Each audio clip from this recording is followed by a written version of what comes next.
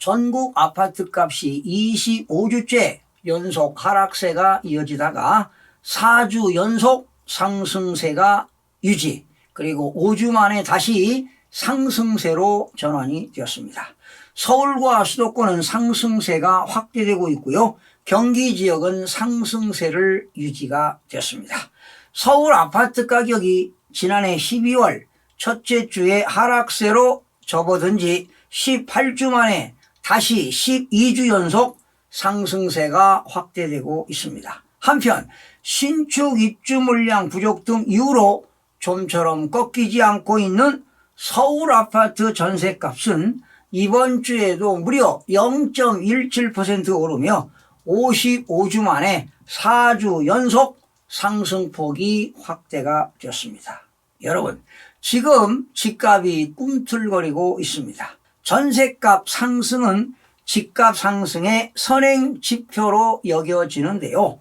아파트 전셋값이 계속 오르면 매매 수요를 자극할 수도 있습니다. 전세를 끼고 집을 사는 갭 투자도 다시 고개를 들 수도 있습니다. 금리 인하 기대감이 집값 상승을 부추길 수도 있는 데다가 지금 정부가 1주택자에 대한 종합부동산세를 없애겠다고 하는 정부의 감세 정책 애고로 그로 인해서 똘똘한 한 채로 수요가 몰리면서 집값은 더 오를 수 있다는 예감마저 드는데요. 그렇다고 전국적으로 모든 지역이 오르는 건 아니고 일부 특정 지역에서 상승세가 이어질 것으로 보입니다. 자, 그러면 전국적인 주택가격 동향을 살펴보도록 하겠습니다. 한국부동산원이 2024년 6월 3주입니다.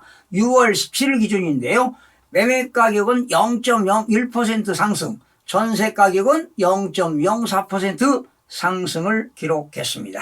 전국적으로 0.01%가 올랐는데요. 전국 주거아파트 매매가격은 지난주는 0.00 보합세를 유지했죠. 그런데 이번 주는 0.01 상승으로 전환이 되었습니다. 수도권은 지난주 0.05에서 0.07, 서울은 지난주 0.10에서 0.15로 상승폭이 확대되고요. 지방은 지난주 마이너스 0.05인데 이번 주에도 마이너스 0.05로 하락폭을 유지가 됐습니다. 5대 광역시는 지난주 마이너스 0.08에서 이번 주 마이너스 0.07, 세종은 지난주 마이너스 0.06에서 이번 주도 마이너스 0.04, 8개도 지난주 마이너스 0.03, 이번 주 마이너스 0.02로 하락폭이 축소가 되었습니다. 시도별로 살펴보니까요. 인천은 0.06이 올랐습니다. 강원 0.04, 경기 0.02, 전남 0.02는 상승했고요. 울산은 0.00 보합입니다. 역시 전북도 보합이고요. 대구가 많이 떨어졌네요. 마이너스 0.15 하락, 부산도 마이너스 0.07, 충남과 대전은 마이너스 0.06으로 하락을 기록했습니다. 서울은 지난주 0.10인데요. 이번 주는 0.15로 상승폭이 확대가 되었습니다. 지역별 선호 지역 단지 중심으로 간헐적으로 상승 거래가 지속되면서 대체 수요로 인식되는 단지들의 매도 희망 가격이 상승 중에 있습니다. 매도 매수 희망 가격 간 격차로 거래는 활발한 편이 절대 아닙니다. 그러나 매수 문의가 꾸준히 유지되면서 상승폭이 확대되고 있습니다. 그러나 거래는 지금 활발하게 이루어지지 않고요. 간헐적으로 이루어지고 있습니다. 강북지역 14개구입니다. 0.15% 올랐네요. 성동구 많이 올랐습니다. 0.35%인데 금호동과 옥수동 역세권 역시 큰 단지 위주로 대단지 위주로 올랐네요. 용산구 0.24% 올랐습니다. 이천동과 효창동, 이태원동 위주로 올랐고요. 광진구 0.23%는 구이동과 자양동 주요 단지 위주로 올랐습니다. 마포구 0.23% 올랐네요. 도화동과 상암동 위주로. 은평구 0.22%는 응암동과 목본동 중소형 규모 위주로 상승이 되었습니다. 강남 11개구입니다. 0.15% 올랐네요. 서초구 0.31% 올랐습니다. 반포동과 장원동 역시 주요 단지 위주로 큰 단지입니다.